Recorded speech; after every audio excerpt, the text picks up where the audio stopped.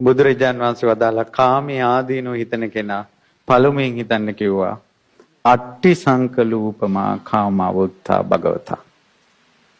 මේ කාමය කියන්නේ මස් අයින් කරන ලද ඇටකටුවක් වගේ කියලා.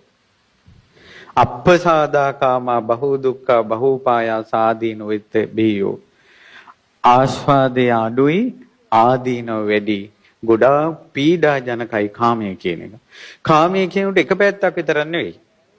කාමය කියන්නේ මේකට ඇහෙන් දකින්න ඉෂ්ඨකාන්ත මනාප රූප තියෙනවා. කනට අහන ප්‍රියමනාප හිත ඇලෙන රාගය ඇති වෙන ශබ්ද තියෙනවා. ගන්ධ සුවඳ තියෙනවා. රසය තියෙනවා. පහස තියෙනවා. මේ පහම පංචකාම ගුණ. මේ රූප ශබ්ද ගන්ධ රස පහස මුල් කරගෙන සැපයක් සොම්නසක් හට ගන්නවාද ඒක තමයි කාමයේ ආස්වාදය කියන්නේ. ඒක කෙනෙකුට එන්නේ රූපෙන්. කාමයේ ආස්වාදය කෙනෙකුට එන්නේ රූපෙන්. කෙනෙකුට එන්නේ කටහඬෙන්. කෙනෙකුට එන්නේ ගඳ සුවඳෙන්. කෙනෙකුට එන්නේ රසයෙන්. කෙනෙකුට එන්නේ පහසෙන්. එතකොට සමහර වෙලාවට පින්වතුනි මේ සමහර අයට කාමාස්වාදය එන්නේ මේ ගෙවල් දොරවල් දිහා බලලා. තමන්ගේ වාහනේ ගැන හිතලා. තමන්ගේ ඉඩකඩම් ගැන හිතලා. තමන්ගේ රස්සාව ගැන හිතලා. තමන්ගේ සල්ලි භාගය ගැන හිතලා. තමන්ගේ නෝනා ගැන හිතලා. තමන්ගේ දරුවෝ ගැන හිතලා. ස්වාමියා ගැන හිතලා. ළමා ලපටිනන් ෆෝන් එක දිහා බලාගෙන කොයින් හරි තමන්ගේ ජීවිතේට ආස්වාදයක් එන පැත්තක් හදා ගන්න. ආස්වාදේ හොයනවා. මේකේ ආස්වාදයක් තියෙනවා. ඒකට කියනවා අප්පසාදා අල්ප ආස්වාදය. බහු දුක්ඛ ගොඩාක් දුක් සහිතයි. ඒකට බුදුරජාන් වහන්සේ වදාළ එක උපමාවක් තමයි දක්ෂ මස් වෙලෙන්දෙක් හරි මස් වෙලෙන්දෙක්ගේ අතවැසියෙක් හරි ඉන්නවා. එයා හරක්ගේ හරි එළුවෙක්ගේ හරි ගාතයක් අරගෙන මේ මස් ටික ඔක්කොම මේ රැහැලා ගන්නවා. මස් පොඩ්ඩක්වත් නැහැ දැන් ඇටකටුවේ. බඩගින්නෙන් පිපාසෙන් ඉන්න බලු පැටියෙකුට අර මස් කැටේ දානවා. අර මේ ඇට කෑල්ල. මස් රැහැලා අයින් කරපු ඇට කෑල්ල දානවා. දාපු ගමන් මේ බඩගින්නෙන් පිපාසෙන් ඉන්න බල්ලා මේකට ඉවල්ලනවා. ඉවල්ලනකොට මස් සුවඳ එනවා, ලේ සුවඳ එනවා.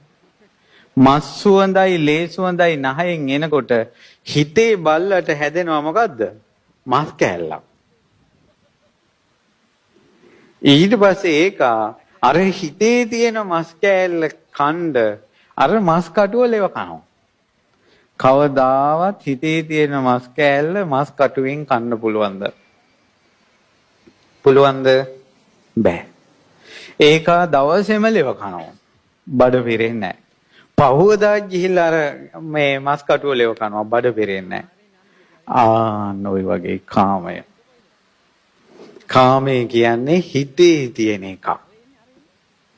ඒකට පාලියෙන් කියන්නේ සංකප්ප රාගෝ පුරිසස්ස කාමෝ කියලා. සංකල්පය. අපි කෑමක් උනත් ඉස්සර කාපු කෑමක් හිතේ තියාගෙන ලැබිච්ච එක කටින් කනවා. කෑම වල රහ බලන්න ගොඩක් තියෙන කොහෙද? හිතේ. හිතේ තියෙන කෑම තියාගෙන කටින් වෙන එකක් කනවා. අපේ හිතේ තියෙන එක අපේ පරිභෝග කරන ජීවිතේත් අපිට ලැබුණා නම් අපි නැවත නැවත මේ වගේ පිටිපස්සේ යන්නේ නැහැ. ඒනෙන් මේ කාමයේ කියන එක ඇටකටුවක් වගේ නිසාම තමයි කොල්ලෝ කෙල්ලෝ යාළු වෙනකොට එක කෙල්ලෙක් එක්ක යාළු වෙලා අතැල්ලා තව කෙල්ලෙක් එක්ක යාළු වෙන්නේ.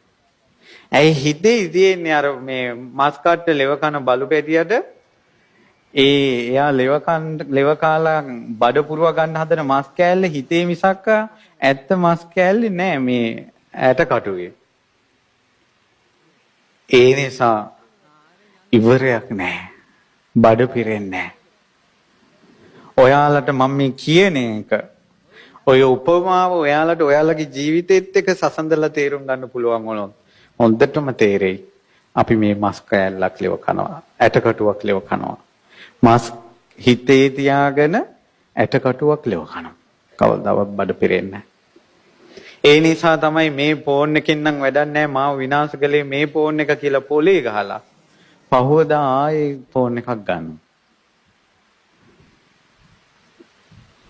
ඒ හේතුව තමයි හිතේ තියෙන එක ආවේ නැහැ. එක කසාදයක් ඉවර වෙලා තව කසාදයකට යනවා. එක බවලතෙක් මදි වෙලා තව බවලත් ළඟට යනවා. එක පිරිමියෙක් මදි වෙලා තව පිරිමි ළඟට යනවා. එක ආදරයක් මදි වෙලා තව ආදරයක් ළඟට යනවා. ඉස්සර ඔය තපස් රකින්න කාලේ කාමයේ ආදීනව සිහි කරන කාලවල මිනිස්සු පෞල් ජීවිත ගත කරලා තියෙන්නේ දරුවන් හැදීම පිණිස විතරයි. ඉස්සර බ්‍රාහ්මණයන්ගේ ජීවිත විස්තර කරනකොට එයාලා දරුවෙක් හැදීම පිණිස විතරයිමයි පෞල් ජීවිත ගත කරලා තියෙන්නේ. දරුවෙක් හැදිච්ච ගමන්ම යනවා තපස් රකින්න. එයාලා කසාද බෙදලා තියෙන අවුරුදු 48න්. අවුරුදු 48ම බ්‍රහ්මචාරී.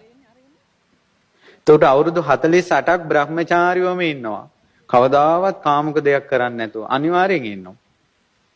එහෙම ඉඳලා අවුරුදු 48න් තීරණය කරනවා දරුවෙක් හදනවද දිගටම තපස් රකින්නවද කියලා. ඒතකොට සමහර අය දිගටම තපස් රකින්නවා. තව සමහර අය මේ પરම්පරාව බෝ කරන්න ඕන කියලා පෞල් වෙනවා. පෞල් වෙලා දරුවෙක් හැදිච්ච ගමන් ආයෙ යනවා තපසට. එහෙම කාලයක් තිබ්බා. මේ මනුස්ස ලෝකේ එහෙම කාලයකුත් තිබ්බා. දැන් මේ කාමයේ උස්සන්න වෙච්ච කාලේ. බුද්ධ ශාසනයෙන් ඈත් වෙලා යන කාලේ. කාම සැඩ පහරට අහු වෙච්ච කාලේ. ඒ නිසා මන්දි. ඇයි හිතෙන් හදාගෙන තියෙනවා කාමය. ෆෝන් බලලා, කියන ඒවා අහලා, වටේ පිටේ මිනිසුන්ගේ දේවල් බලලා හිතෙන් ලොකු කාමයක් හදාගෙන ඉන්නවා. නමුත් Tamanට පරිභෝග කරන්න ලැබෙන අවස්ථාවේ හිතේ තියෙන එක හම්බ වෙන්නේ නැහැ. ආයෝන එතකොට. බුදුරජාණන් වහන්සේ සිහි කරන්න කිව්වා. දුවේ පුතේ ඔයාලට මම මේ කියන එක එකපාරම නොතේරෙන්න පුළුවන්. හිතට දාගෙන තියාගන්න කාමයේ කියන එක මස් කටුවක් ලෙව කනවා වගේ. ඒකේ මස් නැහැ, මොකුත් නැහැ. බඩගින්නෙන් පිපාසයෙන් එන්න බලු පැටියේ ඇවිල්ලා ඒක ලෙව කනවා. මස්ලේ සුවඳ එන නිසා ඌට ඒක අතහැර ගන්න බෑ.